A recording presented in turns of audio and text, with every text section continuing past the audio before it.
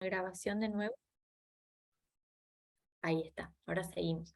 Bueno, evidentemente vamos a terminar con esto y no nos va a quedar mucho más tiempo, pero me pareció importante no ir tan rápido porque son palabras, como decíamos, nuevas y por ahí a veces ustedes se van a encontrar con situaciones en las que está bueno que las pongan en práctica a nivel mental, entonces quisiera que queden claras.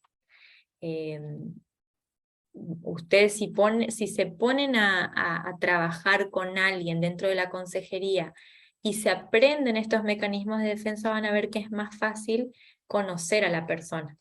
Pero como les decía, no pretendan hacerlo tan rápido. Una, porque no tienen cotidianidad con estas palabras, y otra porque nadie mágicamente conoce a la persona así tan rápido. Por eso es donde no tienen que asustarse de cuando hablan con un psicólogo, porque a veces dicen, ¿me estará analizando? No, o sea, es mucho trabajo, es gratis, no, y lleva tiempo y requiere que la persona tenga apertura. No se puede ayudar a quien no quiere dejarse ayudar. Eso es muy importante.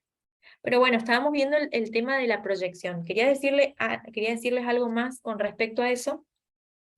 Este tipo de mecanismos de defensa son de todos nosotros considerados para Freud neuróticos, es decir, que somos los, entre comillas, porque la normalidad es una palabra bastante compleja, pero entre comillas somos los normales, son mecanismos utilizados por todos.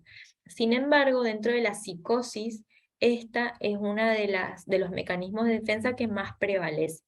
Por ejemplo, Jorge León pone un caso en el que él decía que él escuchaba al diablo, que cada vez que se acercaba a la vía de tren, el diablo le decía que tenía que tirarse a las vías de tren. Y después, que si estaba en un edificio, él tenía que tirarse por no sé qué piso. Entonces, en este caso, lo que se hizo es acompañarlo al psiquiatra porque eran intentos de suicidio y estaba manifestando eh,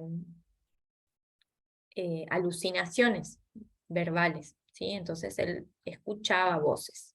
No era realmente el diablo, sino que la mente le estaba jugando una mala pasada y requería de una atención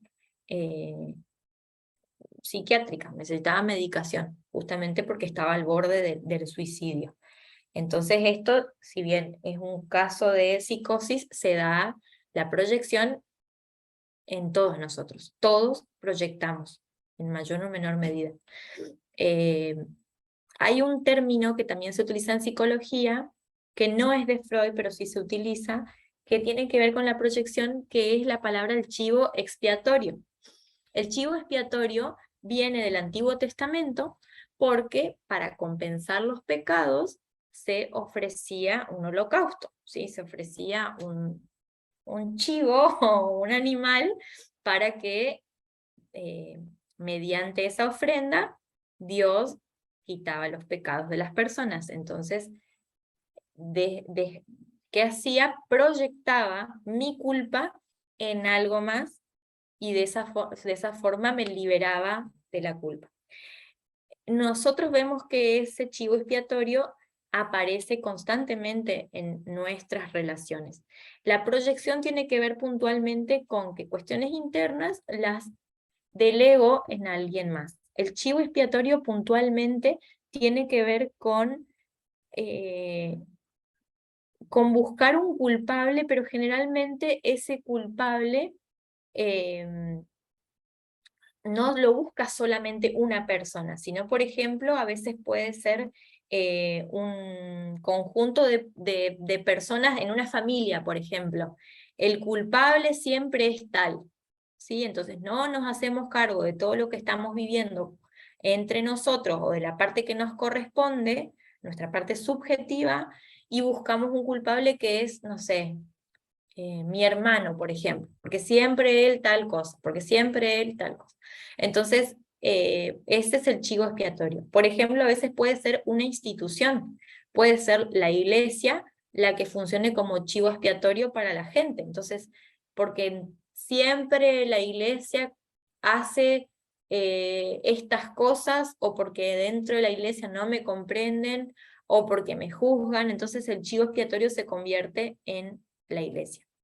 También puede ser que dentro de la iglesia el chivo expiatorio se convierta, la figura del chivo expiatorio esté sobre el pastor, como les decía. Entonces, el que es siempre culpable de que las cosas pasen en la congregación es el pastor, ¿se entiende? Entonces, el chivo expiatorio es como buscar ese culpable, el que represente de manera inconsciente todas mis faltas. Entonces esto dentro de la proyección. En la regresión, que es otro de los mecanismos de defensa, que todos en mayor o menor medida hacemos regresión, tiene que ver con un regreso, como la palabra lo dice. Entonces, muchas personas cuando se encuentran en dificultades, vuelven o regresan a un estadio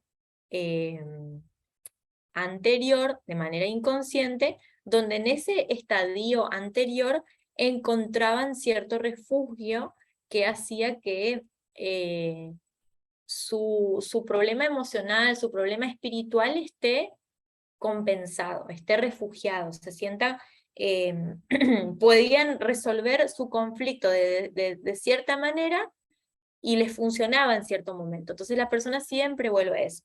Vieron que cuando hay un hermanito, cuando hay un niño o una niña y nace un hermanito, vieron que a veces vemos conductas donde el niño, por ejemplo, de 5 años, se vuelve a hacer pis, por ejemplo. O no sé, hablaba bien y de golpe cuando nació el hermanito empieza a hablar como un bebé de nuevo. Diferentes situaciones se pueden ver en cuanto al nacimiento del hermanito.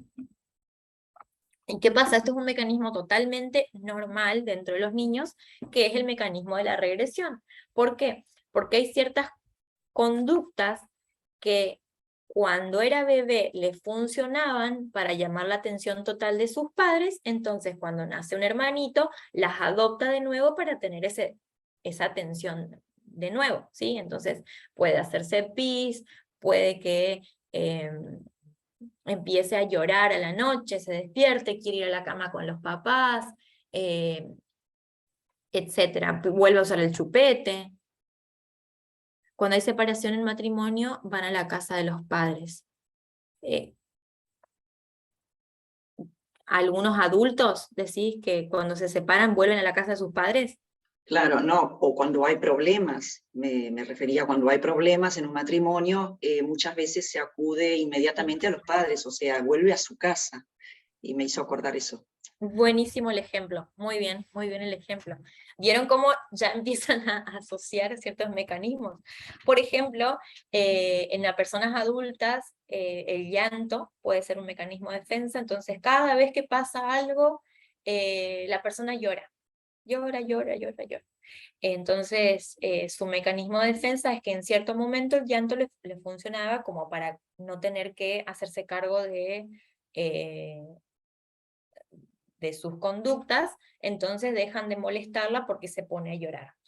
Hay un ejemplo en este libro también que me pareció muy, muy claro, en que dice que un joven había visitado a su novia y ella había dicho algo que a él le disgustó, por lo visto, y él se quedó callado, no habló más, se quedó chinchudo, callado, no quiso decir nada, y así después se fue a su casa. ¿Y qué pasa? Él estaba acostumbrado a que cuando era niño algo le disgustaba y se quedaba callado. ¿Y qué pasaba? Su madre constantemente iba, hijo, ¿qué te pasa? Lo acurrucaba, lo mimaba, y toda la falta que él había cometido se quedaba en el olvido, porque se quedó callado y venía quien lo refugie. Entonces, él actuó de la misma manera, esperando de manera inconsciente que su novia le preguntara qué le pasó.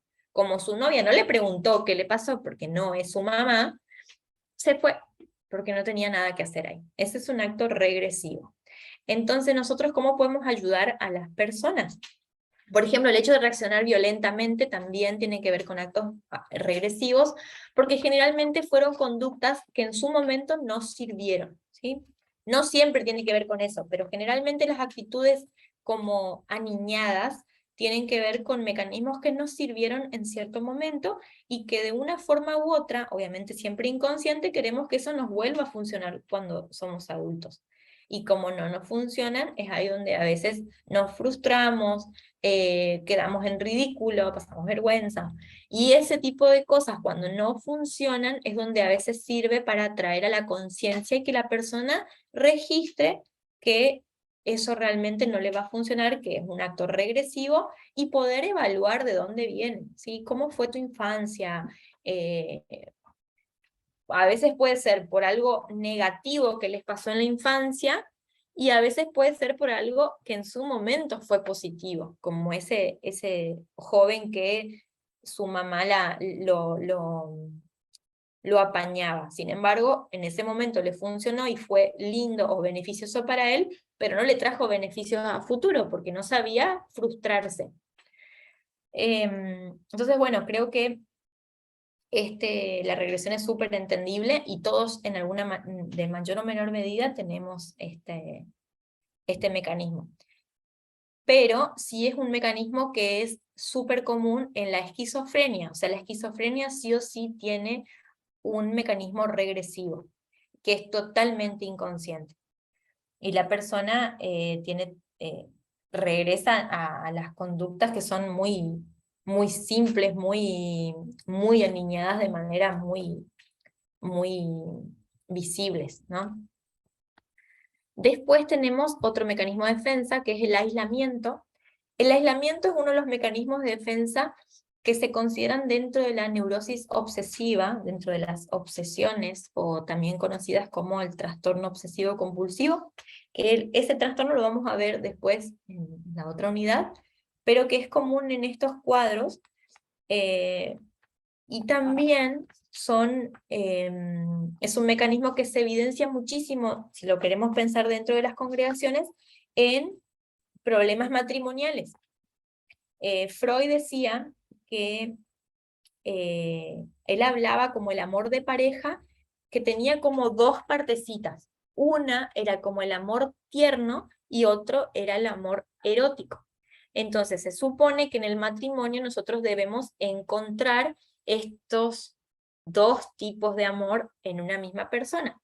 ¿Qué pasa? La mayoría de los problemas matrimoniales surgen porque de manera inconsciente hay una corriente es separada de la otra. Entonces, se busca el amor tierno en uno y realmente la persona siente que ama con todo su corazón de manera tierna a su pareja, pero busca la parte erótica y sexual fuera. Entonces, hay una contradicción. Esto realmente puede funcionar como un mecanismo, por eso nosotros no somos nadie como para juzgar. Funciona como un mecanismo de defensa en donde se aísla, aparece como una pared disociada entre lo que es una cosa y la que es otra. Para que sea inconsciente, tiene que haber esa contradicción. Muchas veces se hace de manera consciente. Ojo, eso no justifica lo que estoy diciendo. Lo que estoy diciendo es que nosotros tenemos que escuchar más, hablar menos y juzgar menos, sobre todo, en las entrevistas. Entonces, como les digo, muchas veces uno los como que asocia a que son hipócritas, porque hacen una cosa y bueno, y dicen otras. Sin embargo, muchas veces puede darse este mecanismo que es el de dividir, el aislar. Es otro de los mecanismos que también lo vemos dentro de la esquizofrenia, ¿sí? Porque la esquizofrenia quiere decir, la palabra esquizo quiere decir dividir, y la palabra frenia o fren es mente. Entonces, dividir la mente. La persona tiene realmente una escisión, tiene una división en la mente. Entonces utiliza este mecanismo de aislamiento, de división, se separa, está en otra realidad. Ese es como el mecanismo de defensa en esas situaciones más graves, en ese tipo de enfermedades mentales. Pero sí es cierto que también puede aparecer de manera más común dentro de la gente que consideramos, de nuevo digo, normal. Creo que ninguno de nosotros somos normales cuando nos conocemos internamente, porque la normalidad para uno puede ser anormal para otro, pero vendría a ser más que lo normal, lo común de la gente. ¿Se entiende este mecanismo? Bueno, la introyección, a veces se confunde la introyección con la identificación, ¿sí? La identificación quiere decir cuando yo copio ciertas actitudes que son iguales a la de la otra persona. Lo más común es ver que en la identificación tenemos actitudes que en cierto momento no nos gustaron, por ejemplo, en nuestros padres, y después tendemos a hacer lo mismo. ¿Quién no dijo alguna vez, no voy a hacer esto como mi mamá, y después lo termina haciendo? Mis hermanos se reían de mí porque acá en casa tengo dos mueblecitos que son como, uno es como para guardar cosas más de limpieza y otros eh, cosas de la cocina y comestibles y demás. Y me decían, cualquier parecido con la madre es pura coincidencia, porque mi mamá tiene exactamente lo mismo. Y yo me lo imaginé como, ¿y cómo lo ordenaría distinto? Y es como que esa parte de mi mamá está totalmente incorporada en casa. Y así, obviamente, que vemos un montón de ejemplos. Esa es una cuestión de identificación, que a veces puede ser consciente, como decir, a ver, esto me sirve y lo copio porque me parece que está bueno como para agilizar cierta cosa, y muchas cosas son inconscientes. Sin darnos cuenta vamos repitiendo lo mismo, formas de hablar, formas de actuar, formas de criar, ¿por qué no? Formas de tratar, y entonces nos identificamos con lo bueno y con lo malo. Y la introyección, o sea, la identificación es otro de los mecanismos, pero no lo voy a traer como algo ahora para profundizar porque es como más simple, ¿no? Y la introyección tiene que ver cuando adopto cosas y responsabilidades del otro para mi persona. Uno de los ejemplos de la introyección puede ser, por ejemplo, un papá que suele estar ausente, ¿sí? Y deja solo a su niño, y después vemos que el niño juega con sus juguetes, con sus muñecos, y le dice, no tengas miedo de estar solito, ¿sí? Esa es una introyección. Entonces, siente miedo, pero adopta actitudes de la persona de la cual necesita esa contención. Entonces se transmite eso de manera indirecta, se introyectan esa falta y se proyecta, se introyecta y se proyecta. ¿Se entiende? Este ejemplo me parece súper claro. Tenemos una falta y la transmitimos en modo de proyección, en este caso los juguetes, pero se introyecta esa actitud del padre, ¿sí? Que posiblemente le haya dicho, hijo, no tengas miedo, me voy. Entonces, después va a mostrarse eso en sus juegos. Es donde más uno puede ver las cosas de los niños, es súper interesante. Bueno, la introyección, ¿lo vimos? La compensación también es algo que se da muchísimo, y que eso tenemos que prestar atención nosotros como cuidado a las personas que tenemos. La compensación tiene que ver cuando hay cierto vacío o cierta debilidad en la persona y trata de compensarlo, como la palabra lo dice, con otra cosa. Entonces, alguien que se considera feo, por ejemplo, lo que puede llegar a hacer es comprarse ropa cara, ¿sí? Entonces se compensa algo que se ve como carencia con algo que se cree que va a funcionar mejor. Alguien, por ejemplo, puede tener una dificultad física y intenta ser bueno en otras cosas. A veces esa compensación es sana, porque se desarrollan algunas habilidades que la persona no las desarrollaría si no tendría como esa falta. Sin embargo, es importante prestar atención a que nosotros veamos esas faltas en la gente y que busquemos retroalimentarla con la gente y con los otros miembros, o nosotros con las actitudes de unos con otros. Por ejemplo, vemos que cierta persona se considera inútil para algunas cosas y nosotros podemos marcarle, demostrarle que vemos cosas muy buenas en él. Entonces, esa compensación no es sufrida, digamos, ese mecanismo es solucionado, por decirlo así, con mostrarle que realmente él tiene cosas más buenas de las que está creyendo.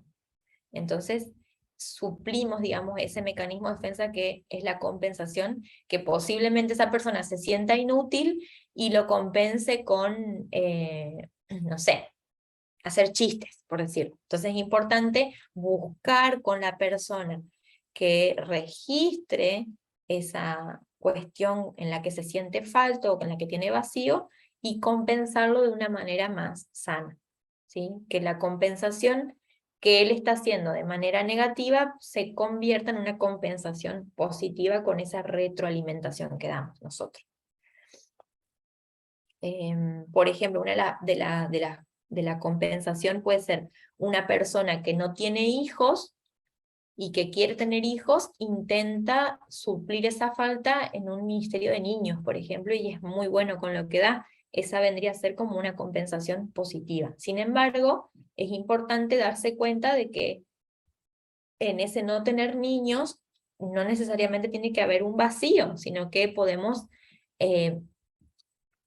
darle otro tipo de perspectiva sobre lo que realmente la persona tiene como bueno, porque puede que esté haciendo esto bueno con ayudar a otros niños, pero sin darse cuenta, y sin darse cuenta de que lo está haciendo en forma de compensación. Y por último, no por último porque sea el último que haya, sino porque es el último que vamos a ver nosotros, que es el de la negación, que simplemente consiste en que se niega algo que representa una afirmación inconsciente. Lo que mucho se niega puede que sea una realidad. Entonces, hay un ejemplo que pone Freud que dice, uno le pregunta a alguien si la persona en el sueño puede ser, y él dice, mi madre no es. Entonces entendemos que es su madre, porque no hacía falta que diga quién es la persona con la que estaba soñando. Mi madre no es, entonces es tu mamá. No hacía falta que yo le pregunte, ¿se entiende? Si se hablaba de la madre o no. Cuando uno dice la reacción la reacción que puede ser como no, nunca, no, no, no, nunca, jamás, no me parece, nunca se me pasó por la cabeza, quiere decir que sí se le pasó por la cabeza. ¿Se entiende? Es algo que yo no pienso, pero lo voy a decir. O sea, sí lo pienso. Porque si lo vas a decir, es porque lo pensaste. ¿Se entiende? Entonces, uno de los ejemplos más claros en esto es cuando se niega constantemente la existencia de Dios. Es una lucha inconsciente por decir realmente que creo en Dios.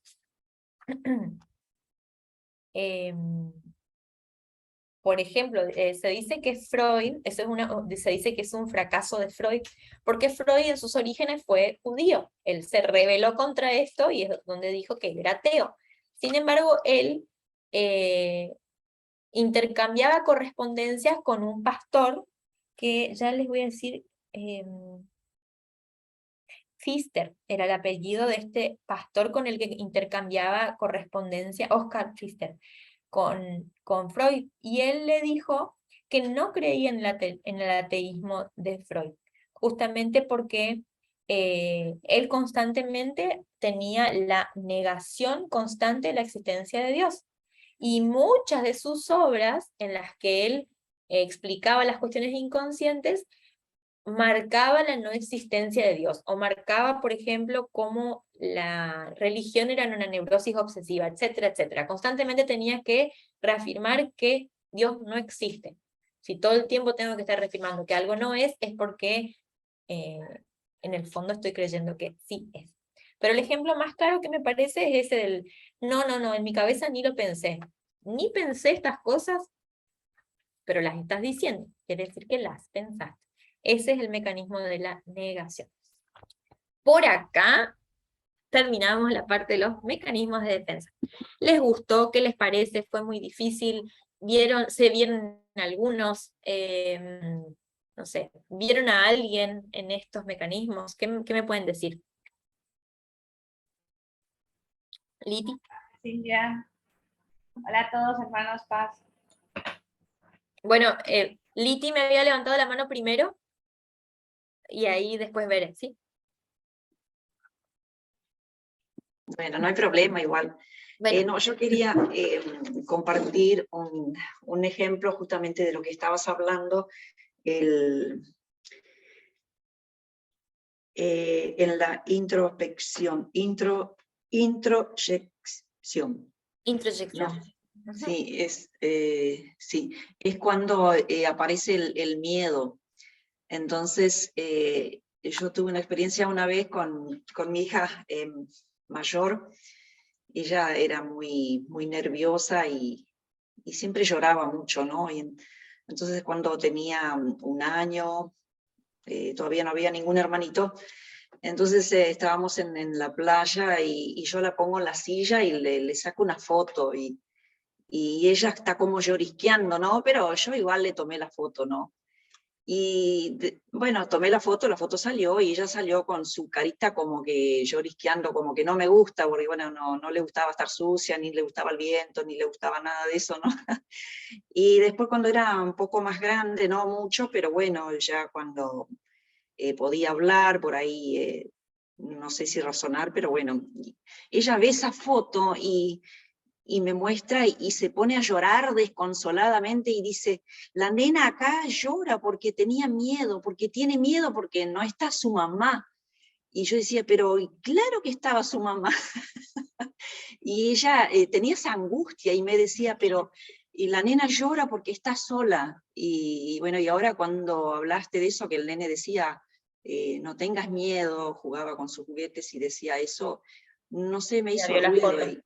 Claro, y me hizo como ruido y sentí como culpa, ¿no? Que por ahí Ay, ella en algún no. momento habrá sentido miedo o que yo la dejé sola y fui a sacar una foto, o viste, uno trata de recordar a ver qué hice mal, ¿no? Bueno, y te trae como que, mira qué interesante, ¿no? La verdad que no, me llevó a eso, ¿no? Por eso digo que es tan interesante lo que estás diciendo, entenderlo. Y eso quería compartir, ¿no? A ver qué me Gracias, decís. Liti.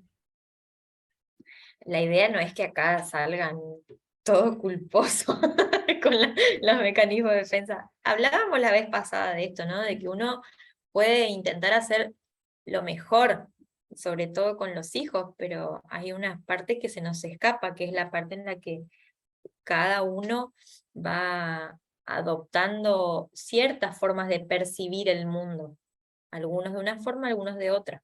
Por eso es como muy personal y uno puede hacer todo lo posible, no tener ninguna mala intención y esto pasa. Entonces creo que la culpa es lo peor que podemos adoptar porque nos castigamos innecesariamente. Y, y sí, puede ser un mecanismo de proyección, pero bueno, el mecanismo en todo va a estar siempre. Así que esa es la parte en la que podemos refugiarnos de la culpa. Gracias, Liti, por compartir. Bere, ¿qué ibas a decir? Hola, hola a todos, bendiciones. No, la verdad que está muy interesante, a mí me encantó, porque para mí fue primero empezar a visualizar qué mecanismos de defensa yo suelo tener, ¿no?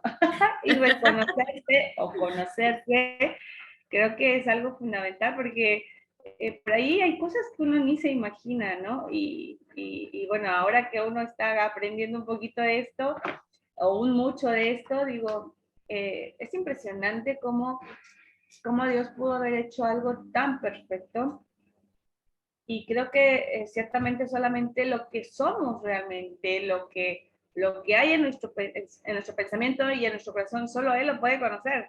Porque aún teniendo todas estas herramientas, creo que uno no alcanza a conocerse ni a conocer a las personas, mucho menos a entenderlas o a comprenderlas. Uno intenta, pero no se logra al 100. Pero la verdad que está muy bueno. Yo reconocí algunas cosas de mi persona. Híjole, es inevitable irte a las terceras personas y a veces ir dándote cuenta, ¿no? De decir, ah, sí, esta persona así, o mi papá así, o mi esposo así, o mi hermano así, o algún caso por ahí, pero creo que es bueno porque por ahí uno también va entendiendo a veces a las personas en este sentido, ¿no? De decir, bueno, ahora sé por qué a veces uno reacciona de esta forma o por qué X persona reacciona de esta manera. Y está la verdad que bastante bueno. Yo escuchaba la parte en la que hablabas de la somatización y justo esta parte de la hipocondría. Hay una persona que conocemos, bueno, que conozco, y que durante muchos años esas reacciones tuvo, ¿no? Y a mí me parecía como decir, ah, bueno, sí es hipocondríaca, ah, sí es hipocondríaca, ¿no? Pero nunca pensar más allá a qué se debe, quizás, ¿no? Su conducta o su forma de defenderse. Y cuando hablabas, escuchaba yo lo que decías, y es cierto, esta persona siempre aparece con una enfermedad o un malestar o algo nuevo cuando tiene problemas en su familia, ¿no?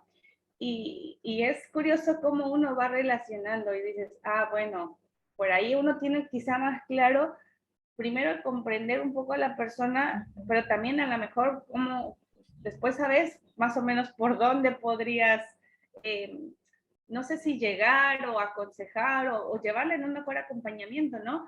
En el hecho de poder entender sus carencias, sus necesidades y que por eso las refleja así. A mí se me hacía muy llamativo ese punto porque durante años esta persona siempre dice, no, es que yo tengo esto, es que seguro tengo lo otro, es que ya vi, incluso ahora con el internet, ella entra y dice, no, es que ya investigué y tengo los síntomas.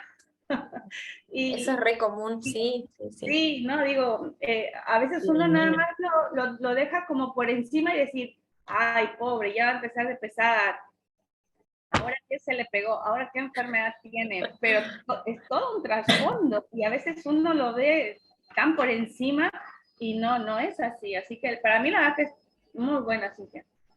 Sigo Bueno, me insistiendo, alegra que lástima sí. que es tan poco tiempo, pero creo que habría tanto para aprender, para poder conocer que, bueno, el Lo tiempo pueden no. leer igual después, ¿eh? Gracias. Ah, sí, no, yo voy leyendo, la verdad que está re bueno. Bueno, Espero ponerme al corriente con todo, pero esos libros que dejaste están muy interesantes. bueno, me Gracias. alegra que les sirva. Gracias. Gracias, Bere, por compartir. La verdad es muy interesante. Y como vos dijiste, cómo Dios creó algo tan perfecto, y yo agregaría, y tan complejo.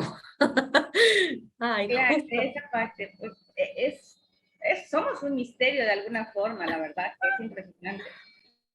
Sí, a mí me llama la atención cómo cada ser, no solo ser humano, cada ser tiene una, no sé si decirlo personalidad, pero una forma de ser, una esencia diferente. Nosotros tenemos, nada que ver lo que les cuento, pero tenemos acá una palomita hace un mes y medio que se cayó de un árbol y bueno, la estamos criando porque no la íbamos a dejar sola. Yo pensé que se iba a quedar una semana y que iba a volar. Bueno, resulta que todavía no tiene mucha intención de irse y bueno, es como que uno igual se encariña, ya queremos que se vaya, pero a la vez nos encariñamos porque tiene como su propia esencia ese pajarito. Y, y bueno, y justo le decía a Ariel, ¿qué pasa si se va? Es como que eh, no queremos que se vaya y que muera, porque bueno, ya es como que su forma de ser ya nos encariñó. Y también pensaba, le decía ayer justo, si habría un montón de palomitas que son más o menos parecidas, nosotros igual la distinguiríamos a esta, por más que uno dice, hoy una paloma más del montón, pero como uno intercambia, se da cuenta de que tiene su propia esencia y cómo Dios hizo las cosas tan geniales, tan complejas. O sea, es imposible. no creer que existe un ser superior que crea estas cosas, porque nada, un bichito insignificante, podría decir uno, tiene como una esencia, entonces, ¿cuánto más nosotros, ¿no? De todo lo que traemos con nuestro bagaje inconsciente y consciente, es un montón. Por eso siempre les vuelvo a decir, no frustrarnos con lo que no logramos, porque esto es algo a no terminar nunca. Vamos a arrancar con la unidad 3, ¿les parece? En este ratito que nos queda, como para no perder tiempo. Bueno, esta unidad 3 tiene que ver con el aconsejado, ¿sí? Entonces acá vamos a adentrarnos un poco, si bien ya lo estuvimos haciendo con estos mecanismos de defensa, vamos a adentrarnos un poco más en lo que es conocer a la persona con la que vamos a trabajar. Como les decía desde el comienzo, todas las unidades tienen relación unas con otras. En esta unidad 2 veíamos cómo conocernos un poco a nosotros como consejeros, y también se mezclaban muchas cosas de lo que vamos a ir viendo en el aconsejado. Seguramente acá, en la parte del aconsejado, también ustedes van a verse un poco reflejados en algunas cuestiones.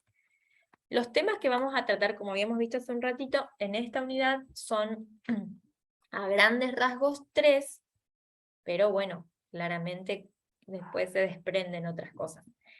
¿Qué tiene que ver? ¿A quiénes vamos a aconsejar? Y características de la persona aconsejada o de las personas en general, que después pueden convertirse en nuestros aconsejados. El conocimiento de uno mismo y conocimiento de los demás, que es lo que sumamos a esta parte, y vamos a ver, como les decía, los trastornos psicológicos. Algunos ya estuvimos viendo, ¿no? Entonces, la mejor manera de empezar es dejar de hablar y comenzar a actuar. En el actuar, yo diría que tenemos que utilizar más que nada un recurso que a veces no lo tenemos y que tenemos que ejercitar, lo que es el escuchar. No es lo mismo oír que escuchar. Escuchar es un arte. Escuchar es algo que tenemos que ir aprendiendo y que tenemos que ir ejercitando. No siempre se escucha. La mayoría de la gente no escucha, la mayoría de la gente oye y habla. Entonces es importante aprender a escuchar. Y en el escuchar vamos a ir tratando de prestar atención, o mejor dicho, escuchar lo que la persona no dice. Ese es nuestro arte más difícil, más complejo y más interesante. Los mecanismos inconscientes que vimos, los mecanismos de defensa, son las cosas que la persona dice sin decir. Y es ahí donde tenemos que escuchar lo que la persona no dice. Eso vendría a ser escuchar entre líneas, ¿sí? Lo que la persona nos está queriendo decir con un síntoma, lo que está queriendo decir con un enojo, con una actitud rebelde, por ejemplo. Entonces, es importante escuchar. Todas las personas necesitamos escuchar, todas las personas necesitamos que nos escuchen. Entonces, en esta pregunta de quién necesita consejería, creo que la respuesta vendría a ser que la necesitamos todos. Pero las personas que en este caso van a necesitar consejería son esas que no están pudiendo caminar solas y van a necesitar de nuestra ayuda en este caminar. Van a necesitar ese brazo que la levante, como les digo siempre, ese bastón que vamos a hacer nosotros, esa persona que escuche, esa persona que no está pudiendo sola, va a ser el que necesita consejería. Entonces el aconsejado, vamos a ver que el aconsejado tiene ciertas características, que en este caso vamos a ver que hay componentes básicos de la personalidad, ¿sí? Los componentes básicos de la personalidad son varios, pero vamos a ver algunos que nosotros vamos a considerar más importantes en este proceso de aconsejar. Como les decía, en este proceso vamos a a utilizar los métodos que tienen que ver con el aprendizaje de la persona, de las características de la persona, y algunas técnicas psicológicas que nos van a ayudar para trabajar con este aconsejado. Los componentes que son básicos de la personalidad, básicos, tienen que ver con la herencia y con el ambiente, ¿sí? Hay un montón de cosas de la personalidad, pero los que nos marcan más que nada tienen que ver con nuestra herencia, que va a ser lo que nosotros traemos, lo que heredamos de nuestros padres, abuelos, parientes, que son como los ingredientes básicos de nuestra personalidad, que hacen básicamente a nuestro temperamento, que es con eso con lo que nosotros venimos, ¿sí? Venimos al mundo con cromosomas, con genes, que nos van a jugar un papel muy importante en lo que después va a ser nuestra personalidad. Entonces, esa parte de los genes, de los cromosomas, van a determinar ciertos aspectos físicos, va a determinar a veces enfermedades, van a determinar quizás formas en las que vamos a morir por los genes que traemos, van a determinar algunos de nuestros gustos, algunas de nuestras actitudes, van a determinar nuestro aspecto del cuerpo, nuestro temperamento, como les decía, si vamos a ser calvos o no calvos, cuántas arrugas tendremos cuando vamos a ser viejitos o viejitas. Entonces, lo importante entender de esto es que la combinación de genes, por más de que seamos hermanos, van a ser diferentes en unos en otros. Por eso es la razón esa es la razón por la que diferentes miembros de la familia son de una forma y otros de otra. Tenemos nuestros genes dominantes, nuestros genes en receso, que son los que actúan también en lo que vamos a transmitir a nuestros hijos y demás. Entonces, todas estas partes de las características del comportamiento también se pueden heredar, y que tienen que ver en ejemplos como fulanito heredó esa forma de pararse como su papá, o tiene una disposición tan bondadosa como su mamá. Eso van a decir de Luz. No, pero ustedes pueden ver que hay cosas que se copian. Algo con lo que me río siempre es que Luz, mi niña, se tira al piso, no le gusta algo y se tira para atrás. O sea, ese berrinche lo trae de manera genética y hereditaria, y mi mamá decía, vos no hacías eso, pero la mamá de Ariel dice, Ariel siempre se tiraba al piso cuando era chiquito, entonces hay una predisposición genética que es culpa de él, o responsabilidad del papá sin querer queriendo. Entonces esta parte de genes también las vemos en cierta forma de nuestros temperamentos y formas de actuar.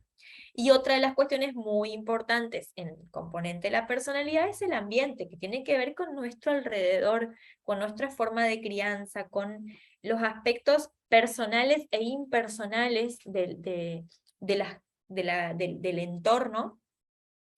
Tiene que ver con si nos criamos con nuestros abuelos, con nuestros padres, con nuestros tíos, si tuvimos relación con nuestros primos o no, si fuimos a una escuela desde alguna edad y otros de otra, si tuvimos amigos, si tuvimos vecinos, cómo todas estas personas influenciaron en nosotros. Es todo nuestro primer ambiente que tiene que ver con la escuela y con la casa sobre todo.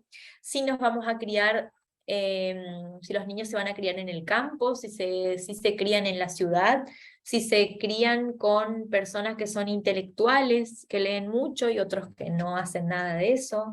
Obviamente, y ni hablar si nos criamos en un ambiente de violencia, de abuso, o en un lugar donde se satisfacían nuestras necesidades básicas, que ahora vamos a ver cuáles son, o si tuvimos un ambiente un ambiente colaborador, un ambiente tranquilo, si nuestros padres se llevaban bien o no, si había contradicción entre ellos o no, todo eso va a determinar un montón de rasgos de nuestra personalidad. Algo que es interesante es que ninguno de nosotros tuvimos totalmente un ambiente positivo ni totalmente un ambiente negativo. Puede predominar uno más que otro, pero nosotros estamos mezclados de experiencias positivas y de experiencias negativas. Y eso va a determinarnos en un montón de condiciones. Por ejemplo, puede pasar que una persona que haya vivido con extrema pobreza, el día de mañana va a ser muy cauteloso con la plata que gaste, por más de que tenga mucha. Puede que pase todo lo contrario, puede que alguien haya extrema y que el día de mañana, si tiene más dinero, va a gastarlo porque no sabe hasta cuándo lo va a tener. Son ejemplos, ¿sí? Entonces, esta relación que nosotros tenemos con nuestra primera infancia, con ese ambiente que nos va criando, es muy importante en lo que es la formación de nuestra personalidad, si vamos a tener una autoestima más o menos saludable o no.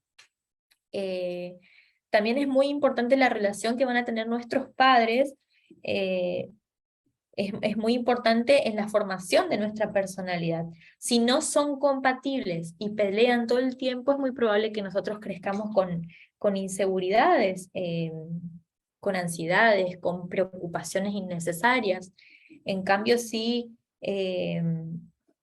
vemos que son padres más compatibles, que se llevan mejor, que tratan de no mostrar tantas diferencias frente a sus hijos, la relación después de adultos con otros va a ser más sana, vamos a tener una actitud más positiva, la emoción predominante no va a ser la de la inseguridad, ni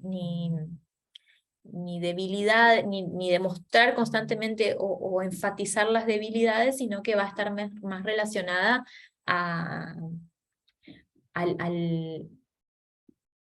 lo positivo, ¿no? Al ver las cosas más buenas, a ser más optimistas.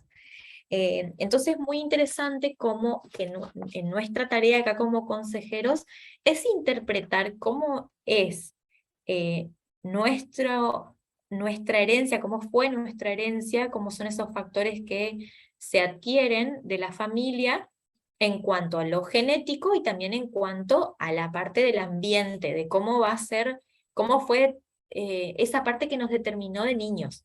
Pero también es muy importante que como componente básico de la personalidad no es solamente ese factor ambiental de niño, sino en dónde se relaciona la persona en un ambiente actual, dónde vive, con quiénes vive, cómo es su familia acompaña, es una familia de origen disfuncional, cómo es la familia con la que vive solo, vive con otros, cómo son sus vecinos, cómo es su barrio, con quiénes asiste a la iglesia, va solo, ¿no? Es una familia que va toda, va solo esta persona. ¿Qué consideraciones tiene acerca de vecinos, amigos? ¿Recurre a otros para buscar ayuda o no?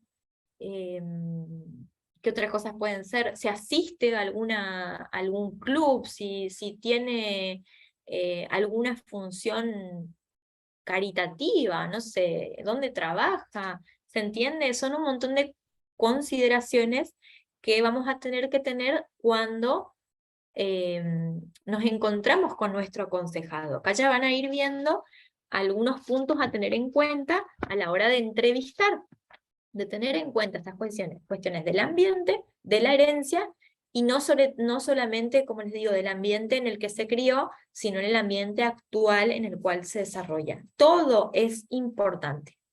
Todo es importante. No dejen escapar nada, o traten de no dejar escapar nada. Seguramente van a dejar escapar un montón de cosas porque a veces tiene que ver con la apertura de la gente a decir cosas o no. Muchas veces ustedes se van a encontrar con una persona con la que hacen una entrevista abierta y la persona habla sin problema, y en otra en la que van a tener que tener una entrevista más dirigida o semidirigida, en la que ustedes van a tener que tener preguntas armadas porque la persona quizás no les hable tanto a ustedes de manera espontánea. ¿Se entiende más o menos esto? Esta es como la primera aproximación al aconsejado. No quiero adentrarme demasiado en lo otro porque vamos a dejarlo colgado de nuevo. Entonces, mi idea es que la clase que viene podamos hablar de las necesidades emocionales básicas, que vamos a ver 4, que son el amor y afecto emocional, seguridad emocional, reconocimiento del valor personal y el sentimiento de que la vida tiene significado. Este tipo de necesidades emocionales, la idea es que sean suplidas en una primera infancia. Todo lo que no es suplido en una primera infancia se va a manifestar de una manera negativa en nuestra adultez. Y bueno, esto también es como les digo, que intentemos vernos a nosotros y también podamos enfatizar este conocimiento en nuestro aconsejado o aconsejada. Pero como les digo, no quiero adentrarme demasiado ahora porque se nos va el tiempo y va a quedar ahí como colgado. Entonces quisiera que lo profundicemos la semana que viene y ahora, como tarea, es que ustedes traten, si pueden, de leer un poco sobre estas cuestiones que ya veníamos viendo, por lo menos un poco como para no perderse tanto de, de lo que tienen que leer, porque después se les junta todo y es más complicado. Mi recomendación es que ustedes mínimamente puedan utilizar mínimamente una hora al día para leer lo que venimos trabajando, o lo que vienen trabajando, mejor dicho, porque a veces no se pueden tomar tanto tiempo si tienen muchas materias. Pero siempre que ustedes puedan ir adelantándose a la lectura, después no se encuentran con un montón de material. Hay algunos que son mucho más organizados, hay otros que no. Entonces a los que más les cuesta, les conviene quizás hacerse, no sé, un escrito, una agenda, una ayuda a memoria, ¿por qué no?, de temas. Algo que yo recomiendo, por ejemplo, con los chicos con los que trabajo, ahora no tengo ninguno, pero sí tuve en su momento algunos con los que trabajábamos problemas de estudio, cuando tenían que rendir sobre todo. Entonces había como 2 estrategias que tomábamos. Una era que se pongan un horario para estudiar, por ejemplo, de 9 a 10, estudio todo lo que pueda, pero sé que a esa hora termino y me hago un recreo, me voy, qué sé yo, si es que le cuesta mantener la cola en la silla. Y si no, la otra era dividir por temas. Entonces, leo todo lo que son estos 2 capítulos de lengua y literatura, y no importa si me llevan 10 minutos o si me llevan 2 horas, pero voy a leer todo este tema. Entonces, una forma de estimular al cerebro a que no se aburra. Ay, tengo que estudiar todo esto toda la tarde. No sé, nuestro cerebro se pone vago. Y más si hay personas que son inquietas y se quieren levantar. Entonces, a veces por hora o por tema es lo que a veces nos ayuda como a estudiar. No sé si les sirve lo que les digo, pero bueno, a mí me sirve ser organizada con ir estudiando. Entonces, a mí, por ejemplo, me gustaba mucho transcribir. Yo transcribía todo lo que estudiaba, todo lo que daba en los primeros años. Después ya no, se me complicó y era estudiar del libro directamente. Pero para mí tener las hojas es clave. Si ustedes se pueden imprimir y no leerlo en la computadora, sería mucho mejor. Si no cuentan con esa posibilidad, por lo menos dense recreos leyendo en la computadora, porque obviamente que cansa mucho más. Dicho esto, vamos a dejar la clase por acá y nos vamos a ver el miércoles que viene, ¿sí? Así que si podemos cortar la